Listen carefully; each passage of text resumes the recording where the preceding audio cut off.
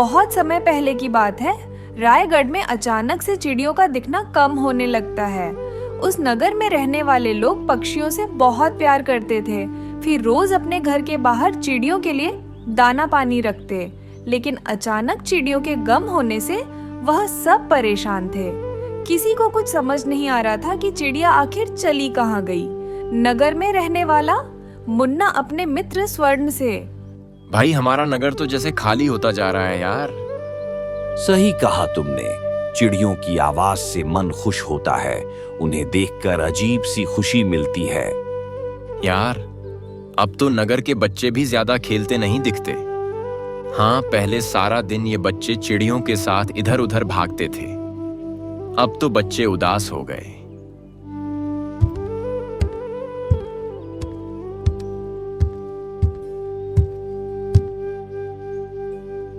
हाँ भाई, आजकल तो नगर में हर तरफ यही चर्चा है कि अचानक से चिड़िया कहाँ चली गई। हम सबको जो है कुछ करना चाहिए। भाई भोला, हम क्या कर सकते हैं?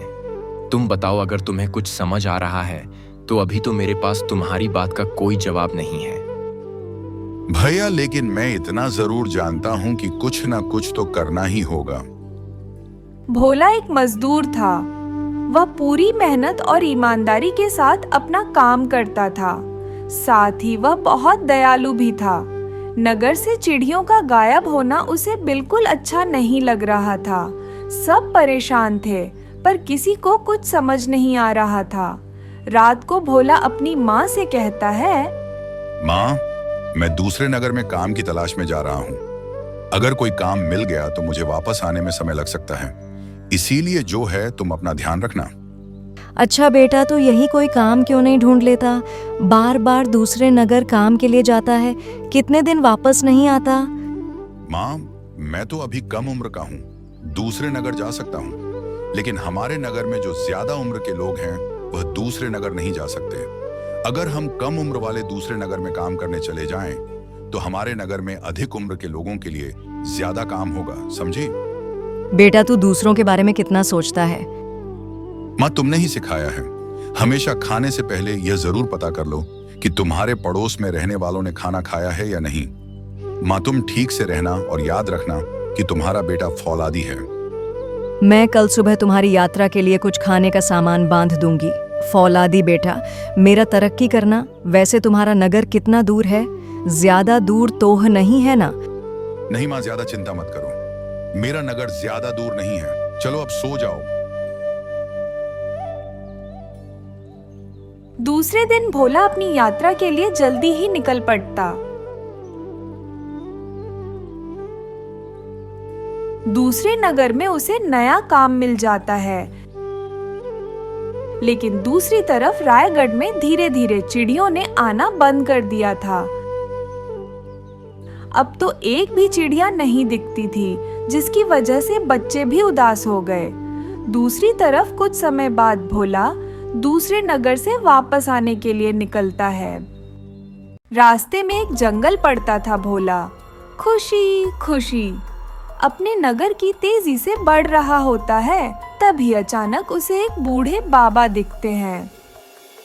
बेटा जरा रुको, मुझे तुम्हारी मदद की जरूरत है। आपको क्या कष्ट है बाबा? बताइए, मेरे से संभव होगा तो मैं जरूर पूरा करूंगा बाबा। बेटा, तुम्हें देखकर ऐसा लग रहा है कि इस संसार का कोई भी दुख तुम्हें नहीं है। क्या तुम मुझे इसका कारण बता सकते हो कि तुम इतने खुश्क कैसे हो, वो भी इस कलयुग में? बाबा, मेरे पास ईश्वर का दिया सब कुछ है। ईश्वर ने मुझे स्वस्थ बनाया है। मेहनत करके अपना और अपने परिवार का पेट जो है पाल सकता हूँ। फिर भला मुझे दुख और चिंता क्यों हो? मैं बहुत खुश क्यों नहीं रहूं? बाबा, आपको क्या मदद चाहिए? मुझे बताइए, मुझे जो संभव होगा मैं वो करूंगा। आप बताइए बाबा, देखता हूं मैं क्या कर सकता हूं। बेटा, तुमने सही कहा। तुम स्वस्थ हो और मेहनती भी हो। तुम कमा सकते हो, लेकिन मैं कमा नहीं सकता हूं। क्या तुम मुझे कुछ पैसे देकर मेरी मदद करोगे? बाबा, जरूर करूंगा। ये लीजिए, मैंने पिछले 1 महीने में जितना कमाया है सब आप रख लीजिए। बेटा, यदि तुम यह सारा धन मुझे दे दोगे तो तुम्हारे पास क्या बचेगा? तुम कैसे अपना घर चलाओगे? ऐसे पैसे में कैसे रख सकता हूं भला? बाबा, मेरे पास फिर से मेरा शरीर बचेगा, जिससे मैं दोबारा मेहनत करके पैसे कमा लूंगा। मैं तो फिर से कमा लूंगा। बाबा, आप रख लो, पैसे तो आपको काम आएंगे। मेरा शरीर इतना अच्छा है, मैं फिर से कमा सकता हूं पैसे। बेटा, तुम्हारा हृदय सच में बहुत बड़ा है। तुम बहुत दयालु हो।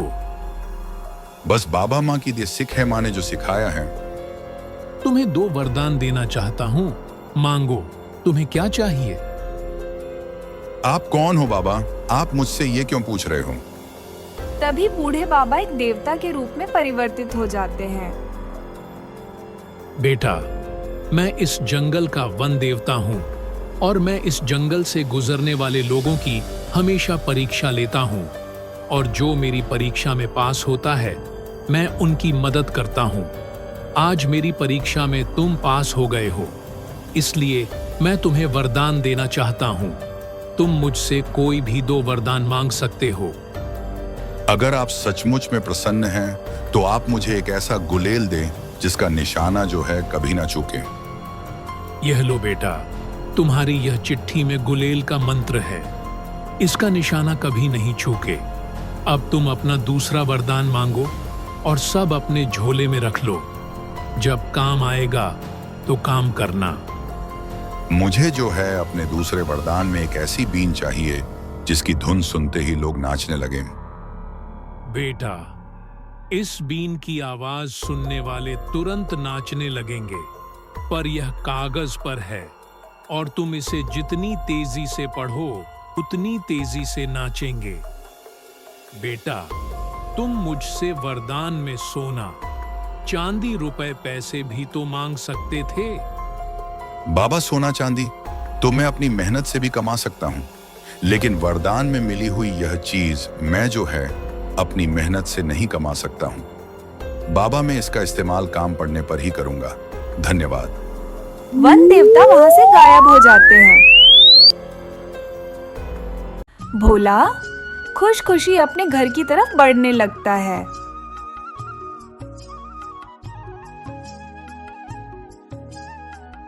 भोला को पशु पक्षियों से बहुत प्यार था। एक दिन भोला बेटा, जल्दी से आकर रोटी खा ले, वरना तुझे काम के लिए देर हो जाएगी बेटा। जैसे तुझे लगता है तेरे पक्षी भूखे होंगे, वैसे ही मुझे लगता है मेरा बच्चा भूखा होगा। इसलिए बेटा तू खा ले, तब मुझे चैन मिलेगी। हे माँ, तुम भी कैसी बातें करती हो?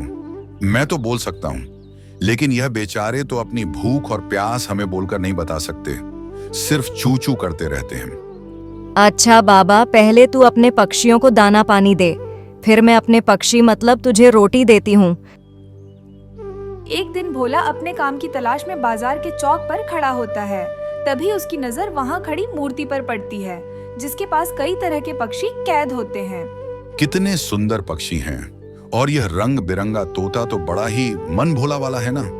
जाने क्यों यह आदमी इन पक्षियों को कैद करके रखता है। मेरा बस चले तो मैं इस आदमी के सारे पक्षी खरीद लूं और उन्हें आजाद कर दूं। क्या करूं, मेरे पास इतने पैसे भी तो नहीं हैं। भोला, आ गए तुम? जी साहूकार जी, मैं आपका ही इंतजार कर रहा था। अब बताइए कहाँ काम करना है, मैं तैयार हूँ। अब चलो मेरे साथ। मेरे घर पर ही कुछ काम है, लेकिन काम थोड़ा ज्यादा है, तो शायद तुम्हें कुछ दिन वहां रुकना पड़े। कोई बात नहीं साहूकार जी, मैं काम पूरा करके ही घर जाऊंगा। आप फिक्र मत कीजिए साहूकार जी। रहने और खाने की व्यवस्था मैं वहीं पर करवा दूंगा, और ज्यादा चिंता तुम मत करना। अच्छा, आपका बहुत बहुत शुक्रिया साहूकार जी। मैं आपके के यह शिद्दत से काम करूंगा। भोला साहूकार के घर में काम करना शुरू कर देता है। शाम को साहूकार का बेटा घर वापस आता है। पिताजी, ये देखिए, मुझे कितना सुंदर पक्षी मिला है। कितना अच्छा पक्षी है। हाँ बेटा, ये पक्षी तो सच में बड़ा ही सुंदर है, लेकिन तुम्हें यह पक्षी मिला कहाँ से? पिताजी, बाजार की चौक में एक आदमी पक्षियों को बेच रहा था। मैंने वहीं से इसे खरीदा है। अब यह मेरा हुआ। वो तो ठीक है, लेकिन इसका ध्यान रखना, पिछली बार की तरह ऐसा ना हो कि यह भी बिना खाए पिए मर जाए। सही कहा आपने, ये हमेशा यही करता है। बाजार से नए नए पक्षी लेकर आएगा, उन्हें दाना पानी समय पर नहीं देता, फिर वह बेचारे भूख से तड़प कर मर जाते हैं। नहीं नहीं, इस बार मैं पूरा ध्यान रखूंगा। हर बार की तरह रामायण फिर से नहीं होता है। भोला को पक्षियों के भूख से तड़प कर मरने की बात सुनकर बिल्कुल भी अच्छा नहीं लगा। 2-4 दिन बाद साहूकार का बेटा जो नया पक्षी लेकर आया था, वह भी बेचारा बिना दाना पानी के मर गया। भोला को पक्षियों के भूख से तड़प कर मरने की बात सुनकर बिल्कुल भी अच्छा नहीं लगा। साहूकार जी, आपसे एक बात तो बुरा तो नहीं मानेंगे? हाँ, बोलो बोलो, क्या बात है? आप अपने बेटे को समझाते क्यों नहीं? यह कितनी गलत बात है कि वह अपने शौक के लिए पक्षियों को कैद करके रखता है और उनका ध्यान ना रखने की वजह से वह बेचारे अपने प्राण त्याग देते हैं। क्या बताऊं भोला, हम तो खुद परेशान हैं, लेकिन यह लड़का है कि सुनता ही नहीं। ओह, तुम्हें क्या करना है? यह पक्षी मैंने पैसे देकर खरीदा था। यह जिंदा रहे या मर जाए, इससे तुम्हें या किसी और को कोई फर्क नहीं पड़ना चाहिए, समझे? तुम अपना काम करो और यहाँ से चलते बनो। भोला उदास मन से अपना काम करता है और अपने घर आ जाता है।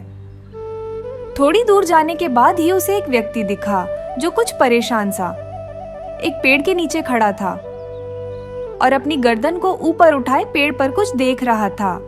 मुझे लगता है इस व्यक्ति को मदद की जरूरत है। मुझे इसके पास जाना चाहिए। क्या बात है, आप परेशान लग रहे हैं? क्या मैं आपकी कोई मदद कर सकता हूँ? हाँ भाई, तुम मेरी मदद जरूर कर सकते हो। मेरा नाम मूर्ति है और मैं चिड़ियों का व्यापारी हूँ। चिड़ियों को पकड़कर उन्हें बेचना मेरा काम है। ऊपर उस पेड़ पर कितनी सुंदर चिड़ियां बैठी हैं। मुझे उस चिड़िया को पकड़ना है। अगर तुम उसे पकड़ने में मेरी मदद करोगे तो मैं तुम्हें मुंह मांगी कीमत दूंगा। भोला मूर्ति की बात सुनकर मन ही मन बहुत गुस्सा हुआ, लेकिन उसने मूर्ति से कुछ नहीं कहा। सेठ जी, अगर आप व्यापारी हैं तो आपके पास तो बहुत सारी चिड़ियां होंगी। हाँ, मेरे पास बहुत सारी चिड़ियां हैं। मैं रोज 100 से भी ज्यादा चिड़ियां पकड़ता हूँ और उन्हें दूसरे नगर में ले जाकर बेच देता हूँ। लेकिन सेठ जी, इतनी चिड़ियां का लोग करते क्या हैं? अरे तुम्हें नहीं पता, कोई चिड़िया को खाता है, कोई उसे पालता है। सबके अलग अलग शौक है, लेकिन मैंने आज तक इतनी सुंदर चिड़िया नहीं देखी। अब तुम देर मत करो और जल्दी से इस चिड़िया को पकड़कर मुझे दे दो। मैं तुम्हें मुंह मांगी कीमत दूंगा। ठीक है, अगर आप मुंह मांगी कीमत देंगे तो मैं अभी उस चिड़िया को नीचे गिराता हूँ। पर मैं जादू की तरह चिड़ियां गिरा। भोला देवता का दिया हुआ गुलेल की मंत्र निकालता है और चिड़िया की तरफ बिना पत्थर लगाए निशाना लगा देता है। चिड़िया पेड़ से नीचे गिरती है। लीजिए सेठ जी, आपकी अद्भुत चिड़िया उस झाड़ी में है। जाइए, उसे पकड़ लीजिए। हाँ हाँ, मैं अभी उसे पिंजरे में बंद करता हूँ। मूर्ति झाड़ी में घुस जाता है। घुसते ही भोला वन देवता की दी हुई बीन की मंत्र निकालकर बोल देता है। उसके धुन की आवाज कानों में जाते ही मूर्ति नाचने लगा।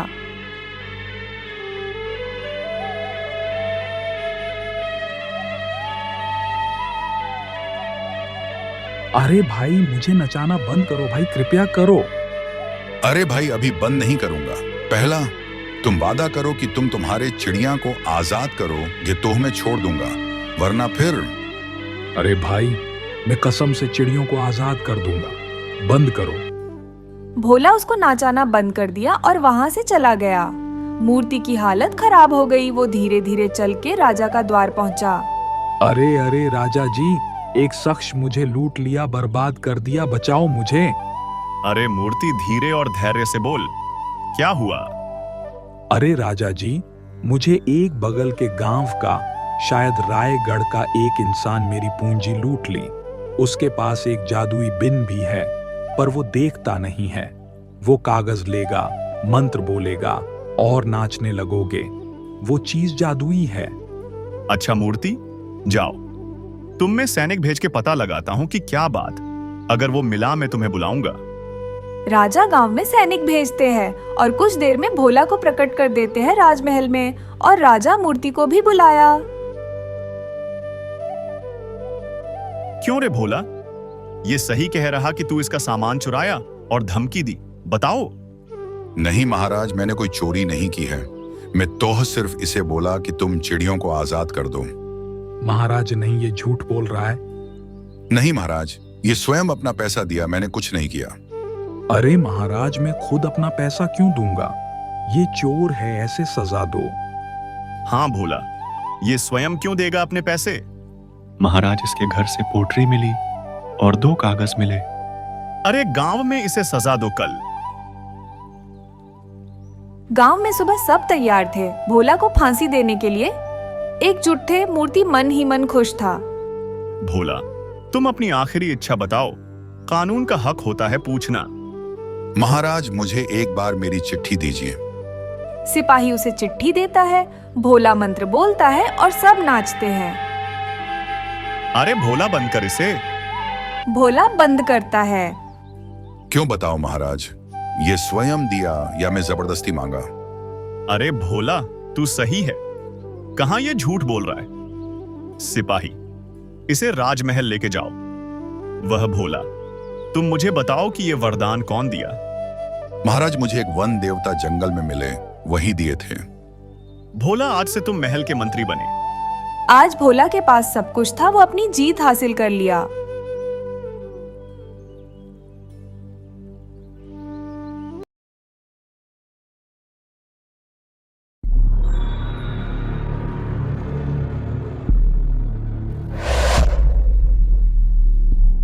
एक समय की बात है, बरेल नाम के गांव में भीमा नाम का किसान अपनी पत्नी मधुर के साथ रहता था। अरे आपके हिस्से की एक रोटी रखी थी, वह तो खाते जाओ। नहीं मधुर, आज बहुत देर हो गई है, मुझे खेत जाने दो, वापस आकर खा लूंगा। सुबह खूब खा ली। खाली पेट नहीं जाते हैं। मधुर, मैं जब खेत में काम करता हूँ तब मुझे बहुत भूख लगती है, इसलिए मैं आकर खाऊंगा। अच्छा, मुझे बहुत बुरा लगता है, आप खेत में इतनी मेहनत करते हैं और मैं आपके लिए कुछ नहीं कर पाती। भगवान पर भरोसा रखो, सब कुछ ठीक हो जाएगा। हमारी स्थिति ऐसी है कि हमें एक वक्त का खाना नसीब हो जाए तो भी भगवान का शुक्र है। मधुर, तुम चिंता नहीं करो, मुझसे जितनी मेहनत होगी करूंगा और एक वक्त की जगह हम 2 वक्त का खाना खाएंगे। भीमा अपने खेत में सब्जियां तोड़ने चला जाता है, तभी मोहन साहूकार वहां आ जाता है। कैसे हो भीमा भैया? राम राम, खूब मेहनत हो रही है। अरे साहूकार जी, राम राम जी। बस अपने हिस्से की मेहनत में लगे पड़े हैं, बाकी ऊपर वाले की मेहर। भाई भीमा, मैं तोड़ मरोड़ कर बात करने में विश्वास नहीं रखता, तो 100 बात की एक बात सब्जी बाजार जाकर बेचो गई तो तुम्हारा किराया जाएगा और सब्जी भी ज्यादा पैसे में नहीं बेच पाओगे, इसलिए सब्जी मुझे दे दो। साहूकार जी, मैं आपको सब्जियां तो दे दूं, लेकिन मेरे रोज के ग्राहक मेरा वहां इंतजार करेंगे, इसलिए माफी चाहता हूं, मैं आपको यह सब्जियां नहीं दे पाऊंगा। ठीक है, तुम्हें मेहनत करो तो तुम वही करो, मुझे क्या, मैंने तो बस तुम्हारे लिए अच्छा सोचा था। आपने मेरे लिए इतना सोचा, आपका बहुत धन्यवाद साहूकार जी। भीमा दिन भर मेहनत करके तरह तरह की फसल उगाता और गांव के बाजार के दिन सब्जियां और फल बेचा करता था। सारे गांव वाले भीमा से ही सब्जियां और फल खरीदते थे। सब्जी ले लो फल और सब्जी ले लो, हरी भरी फल और सब्जियां ले लो। भैया टमाटर कैसे दिए? भीमा कैसे हो? घर पे लोग कैसे हैं? अरे काका, मैं ठीक हूँ और घर में भी सब ठीक ही हैं। ये आज कुछ सोच में डूबे हुए लग रहे हो, क्या बात है? काका, आज मोहन साहूकार ने मुझसे से सारी सब्जियां मांग ली थी, पर मुझे यह सही नहीं लगा, इसलिए मैंने उन्हें मना कर दिया। अरे तो इसमें सोचना क्या, तुमने तो बिल्कुल सही किया ही है। साहूकार कुछ अलग तरह का इंसान है भाई, जरा संभल कर। हाँ, भीमा इस सोच में था। अपनी खेती की सिंचाई के लिए पानी तो साहूकार से ही लेना है, कहीं ऐसा ना हो वो भी पानी देने से मना कर दे। आज आप बहुत परेशान लग रहे हैं, क्या बात है? सुबह तो आप बिल्कुल सही मन से खेत गए थे। मधुर, मुझे डर लगा रहता है कि कहीं अगर मैं खेती ना कर पाया तो तुम्हें एक वक्त की रोटी भी कैसे खिलाऊंगा। आप शुभ शुभ सोचिए, सब अच्छा होगा। नहीं, कभी कभी हमें वास्तविकता भी देखनी चाहिए। ऐसी भी क्या बात है जो आपको इतना परेशान कर रही है? मधुर, हमारे खेत में कुआं तो है पर उसमें पानी नहीं है और मुझे पानी मोहन साहूकार से लेना पड़ता है। ये तो कई समय से कर रहे हैं, आप इसमें चिंता की क्या बात है? मुझे डर है कि कहीं उसने मुझे पानी देने से मना कर दिया तो मैं सिंचाई कैसे करूंगा और बिना सिंचाई के सब्जियां उगा पाना कैसे संभव है। तो फिर आप अपना कुआं खुदवा लीजिए, क्या पता उसी से पानी आ जाए। बहुत पैसे जाएंगे, अब मेरे पास तो बिल्कुल पैसे नहीं हैं। मधुर, देखता हूँ कुछ कर पाया तो। मोहन साहूकार ने अब तक भीमा को कुछ नहीं कहा था, जिसके कारण अब भीमा को लगने लगा था कि वह ज्यादा ही सोचता है। अरे कमल काका, आज फिर आप सब्जी लेने आए हैं। काकी कहाँ है? क्या बताऊं भीमा, तुम्हारी काकी किसी काम से दूसरे गांव गई है। इस कारण जो है रसोइये का सारा काम मुझे ही करना पड़ रहा है भाई। ज्यादा दिनों के लिए काकी गई है क्या, या आज ही आ जाएंगी? काकी तो शाम को ही आ जाएगी। मैंने तो बस सोचा क्यों ना आज बाजार से सारा सामान लेते चलूं, वह भी थक कर वापस आएगी ना।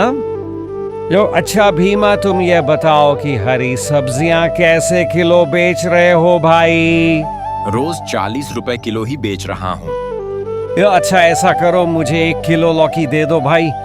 क्यों नहीं काका, देता हूँ। भीमा के खेत में जो एक पुराना कुआं था वह सालों भर से सूखा ही रहता था। उस कुएं में एक बूंद पानी तक नहीं था। देखते ही देखते गर्मी का मौसम आ गया। जब से इसने मुझे सब्जी देने से मना किया है, उस दिन से मुझे इंतजार था कि मैं भी इसे पानी के लिए एक दिन साफ मना कर दूंगा। बस मुझे इस गर्मी का ही इंतजार था। अरे साहूकार जी, आपका आना कैसे हुआ? भीमा, तुमसे कुछ जरूरी बात करनी थी। जी जी, कहिए, क्या बात है? भीमा, तुम तो जानते हो कि बात को तोड़ मरोड़ कर करना मुझे पसंद नहीं है। देखो भाई, अब मैं तुम्हें और पानी नहीं दे पाऊंगा क्योंकि अब गर्मियों का मौसम है और मेरा खेत तुम्हारे खेत से बड़ा है। मुझे भी तो सारे खेत की सिंचाई करवानी है। बाकी तुम खुद समझदार हो। साहूकार जी, मुझे थोड़ा ही तो पानी चाहिए होता है। एक आप ही हो जो मेरी मदद कर सकते हैं।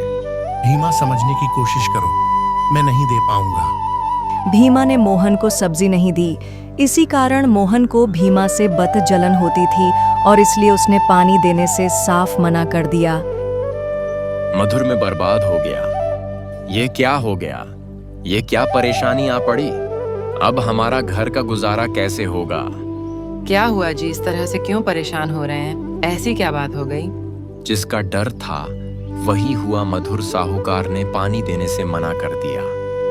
मेरा शक सही था। वह साहूकार मुझसे बदला ले रहा है। मैंने उसे सब्जियां नहीं बेची थी ना, इसीलिए वह बदला ले रहा है। चिंता ना करो, ऊपर वाला सब देख रहा है। प्रभु हमारी मदद जरूर करेंगे। अब तो उन्हीं का सहारा है, वही कोई चमत्कार दिखा सकते हैं। अच्छा ठीक है, आप जाकर आराम करो, मैं मोहन साहूकार से मिलकर आती हूँ। यह कहकर मोहन साहूकार से मिलने उनके घर की ओर निकल जाती। साहूकार जी घर में हो कि नहीं? अरे कौन है भाई, रुको आता हूँ। अरे मधुर, तुम हो? मेरे घर कैसे आना हुआ? साहूकार जी, आपने हमें कुएं का पानी देने से मना कर दिया है। ऐसा क्या हो गया साहूकार जी?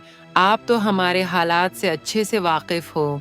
एक वक्त का खाना हम वहीं सब्जियां बेचकर खा पाते हैं। मधुर, यह बात सच है कि मैंने भीमा को अपने कुएं का पानी लेने के लिए मना कर दिया। देखो मधुर, मैं भीमा को कई सालों से अपने कुएं का पानी देता आ रहा हूं और इस बार गर्मियों का समय आ गया है और मैंने कोई जिंदगी भर का ठेका थोड़ी उठा रखा है। तुम जाओ यहां से, मेरा दिमाग मत खाओ। गर्मियां तो सबके लिए है। साहूकार जी, आप ही तो बस हमारे अपने हो, ऐसा मत करिए। भगवान के लिए दया करिए। साहूकार जी, मेरे कुएं का पानी बिल्कुल सूख कर कम हो गया है। मेरे कुएं का पानी बिल्कुल सूख कर कम हो गया है। अगर मैं तुम्हें अपने कुएं का पानी देता हूं तो मुझे गर्मियों में बहुत परेशानी होगी। सुन लिया ना, तुम्हारे चक्कर में मैं अपनी खेती खराब कर लूं क्या? लेकिन साहूकार जी, अभी तो गर्मियां बस शुरू हुई हैं, तब तक मेरे खेतों का क्या होगा? मैं कुछ नहीं जानता। मैंने भीमा को भी कहा था कि यह तुम्हारी समस्या है। मैं तुम लोगों को अपने कुएं का पानी नहीं दे सकता। बस भीमा। मधुर मोहन साहूकार को कुएं का पानी देने के लिए मनाने की बहुत कोशिश करती है, लेकिन साहूकार नहीं मानता। लीला दुखी होकर थक हार कर अपने घर की ओर निकल पड़ती है। रास्ते में, कोई बचाओ मुझे, कोई बचाओ। कौन है? कहाँ से आवाज दे रही हो? अम्मा। अरे बेटा, मैं कुएं में गिर गई हूँ, मुझे यहाँ से बाहर निकालो। अम्मा, आप मेरे कुएं में कैसे गिर गई? परेशान मत हुए, मैं कोशिश करती हूँ, आपको बाहर निकालने की कोशिश करती हूँ। बूढ़ी अम्मा को बाहर निकाल देती है और अपनी सारी कहानी बताती है। बूढ़ी अम्मा उसे आशीर्वाद देती हैं और वहां से चली जाती है। क्या हुआ? साहूकार ने क्या कहा? साहूकार जी ने पानी देने से मना कर दिया। कह रहे थे, अगर मैं तुम्हें पानी देता हूँ तो मुझे गर्मियों में बहुबत परेशानी होगी। पानी के बिना क्या होगा मधुर? हमारे सारे खेत तो सूख जाएंगे और हमारा गुजारा कैसे होगा? अच्छा, वो जो हमारा पुराना कुआं है उसको खुदवाने में कितना खर्च लगेगा? कम से कम 1000 तो लग ही जाएंगे। हे भगवान, इतने पैसे तो हम पर है ही नहीं, अब क्या होगा भगवान? मैं सोच रहा था, अगर मैं खुद से ही कुएं को खोद दूं। आपको लगता है कि इतना गहरा कुआं आप खोद लेंगे? मधुर, एक बात सोचो, अगर कुआं मिस्त्री खोद सकता है तो मैं क्यों नहीं खोद सकता? बात तो आपकी बिल्कुल ठीक है। अगले दिन सुबह भीमा कुआं खोदने के लिए अपने खेत जाने को तैयार हो जाता है। मुझे बहुत भूख लग रही है। जाओ और घर में जो कुछ भी है वह लेकर आओ, मैं खाकर चला जाऊंगा। खाने में तो बस थोड़ी से चावल ही बचे हैं। कोई बात नहीं मधुर, वही दे दो। आज बहुत मेहनत का काम करना है। मधुर अभी थाली में चावल परोसने ही वाली थी कि तभी दरवाजे पर एक आवाज सुनाई दी। यह किसकी आवाज है? लगता है कोई बूढ़ी अम्मा है।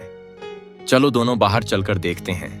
बेटा, जो कुछ भी घर में हो, चावल रोटी दाल मुझे खाने को दे दो बेटा।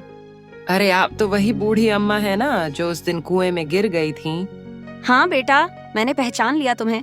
देखो बेटा, नियति का खेल भी देखो, आज भी तुम्हारे ही घर आ पहुंची। हम सब बहुत गरीब हैं। हम जैसे तैसे करके अपना जीवन गुजार रहे हैं। ऐसे में हम आपको कहां से खाना दे अम्मा? बूढ़ी अम्मा भीमा की स्थिति देखकर समझ गईं और बोली, कोई बात नहीं बेटा, सब ठीक हो जाएगा, अब मैं चलती हूँ। अम्मा रुकिए। मधुर, जो चावल तुमने मेरे लिए रखे थे वह जो है अम्मा को खिला दो। मैं उन्हें भूखा नहीं भेज सकता। अगर चावल आप अम्मा को दे देंगे तो आपको भूखा रहना पड़ेगा। कोई बात नहीं मधुर, जाओ और मेरे हिस्से का चावल अम्मा को लाकर दे दो। पर आप तो भूखे रह जाएंगे ना। अरे तुम जो है उसकी चिंता मत करो, मैं तो जवान हूँ, भूख को झेल लूंगा। पर मैंने अम्मा को भूखा जाने दिया तो मेरे गले से भी खाना नहीं उतरेगा। भीमा की पत्नी मधुर रामू के कहे अनुसार भीमा के हिस्से का भोजन बूढ़ी अम्मा को दे देती है। धन्यवाद बेटा, धन्यवाद। भले ही तुम दोनों अभी परेशानी में हो, तुम्हारे बुरे दिन चल रहे हैं, मगर ऊपर वाला सब देख रहा है। अम्मा, आज मैं जिस काम के लिए जा रहा हूँ, बस मेरा वो काम सफल हो जाए। बेटा, ऊपर वाला है, वह एक दिन तुम्हारी अवश्य सुनेगा। अब मैं चलता हूँ। सुनिए, आज मैं भी आपके साथ खेत चलती हूँ। सुबह सुबह दोनों अपने कुएं की खुदाई करने खेत की ओर चल देते हैं। मधुर, हमारे कुएं में तो एक भी बूंद पानी नहीं है। हे प्रभु, हमारी कौन सी परीक्षा ले रहे हैं? आप परेशान मत हो। मधुर, हिम्मत रखो, मैं नीचे जाकर काम शुरू करता हूँ। भीमा कुएं में नीचे उतरकर कुएं की खुदाई शुरू कर देता है। कुछ समय बाद अचानक से कुएं की एक पत्थर के अंदर से पानी निकलने लगता है और उसे एक चमकती चीज भी मिलती। अरे मधुर, ये देखो, ये पानी कहाँ से आ रहा है? ए जी, मुझे तो अपनी आंखों पर विश्वास नहीं होता। ये तो हीरे जैसा कुछ चमक रहा है। अरे मधुर, यह तो हीरा ही है भगवान। हे भगवान, तेरा लाख लाख शुक्र है। भगवान, मुझे तो लगता है ये सब आपके अच्छे कर्मों का फल है जो आपको मिला है। देखा मधुर, भगवान के घर देर है पर अंधेर नहीं है। वह बूढ़ी अम्मा सही कह रही थी। हम जो भी कर्म करते हैं, हमारे कर्मों का फल अवश्य मिलता है मधुर, भगवान ने मेरी सुन ली। अब मैं इस पानी से अपने खेत की सिंचाई अच्छी तरह से कर सकूंगा। उस हीरे का क्या करेंगे आप? मधुर, उस पर मेरा अधिकार नहीं है। उससे जो भी पैसे आएंगे वह मैं दान करूंगा। कुछ पैसे बस हमारे लिए रख लूंगा। मोहन साहूकार दोनों की बातें छुपकर सुन रहा होता है। भीमा जैसे ही कुएं से बाहर आता है तभी मोहन वहां आ जाता है। भीमा, वो मेरा है। मैं तुम्हारे घर आकर यह बताने ही वाला था कि मेरा हीरा तुम्हारे कुएं में गिर गया है। साहूकार जी, झूठ क्यों कहते हो? यह पत्थरों के अंदर दबा हुआ था और इतनी मेहनत मशक्कत के बाद मुझे मिला है। हीरा सीधी तरह मुझे देता है या मैं पुलिस को बुलाऊं? चुपचाप से हीरा मेरे हवाले कर दे। मैं किसी से नहीं डरता, बस अपने भगवान से डरता हूँ साहूकार जी। मुझसे ज्यादा बहस करेगा ना तो तुझे भगवान के पास भेज दूंगा, बता रहा हूँ। पानी चाहिए था हीरा, आप उन्हीं को दे दीजिए। अरे ऐसे कैसे दे दे मधुर? हमने कोई बेईमानी नहीं की है। ये साहूकार लालची है। तभी साहूकार ने हीरा छीन लिया। अरे वाह, मैं तो करोड़पति बन गया। अब तो करोड़पति नहीं, मैं तो हीरापति बन गया। उसे ठोकर लगती है और हीरा मोहन के कुएं में गिर जाता है और मोहन के कुएं का पानी बिल्कुल सूख जाता है। अरे हाय हाय, मेरा हीरा! अरे ये क्या, मेरे कुएं का पानी! हे भगवान, यह पानी क्यों सूख गया? हे भगवान, मैं तो बर्बाद हो गया। अरे देखा, बुरे कर्मों का फल बुरा ही होता है। भीमा, मुझे माफ कर दो, मैं समझ गया। मेरे कुएं का पानी वापस ला दो। हम भगवान नहीं है साहूकार जी। कोई जादू कर दे और तुरंत पानी आ जाए। तुम लोग जो बोलोगे मैं करूं, पर पानी वापस ला दो। पानी हम कोशिश कर सकते हैं, पहले आप वो हीरा लाकर हमें वापस करें। ठीक है, मैं अभी जाकर हीरा लेकर आता हूँ। देखा, भगवान है, यह तो सच है। हमें किसी चीज का लालच नहीं। आज हमारे पास कुछ नहीं है, फिर भी हम खुश हैं। हाँ, और साहूकार जी के पास सब कुछ है, फिर भी लालच है उनको। उनके लालच का सबक तो मिल ही गया। लेकिन मधुर, मैं भगवान से मांगूंगा कि साहूकार जी के कुएं का पानी वापस आ जाए। हाँ, मैं भी किसी का बुरा नहीं चाहती हूँ। अच्छा करने से अच्छा ही होता है। मोहन मधुर को जैसे ही हीरा वापस लाकर देता, उसके कुआं में फिर पानी आ गया और वो कहा, अरे मुझसे बहुत बड़ी गलती हो गई, माफी मांगता हूँ। मोहन को अपनी गलतियों का सबक और भीमा और मधुर को अपने अच्छे कर्मों का फल मिल जाता है। इसके बाद साहू और भीमा मिलजुल कर खेती करते हैं और खुशहाल जीवन जीने लगते हैं।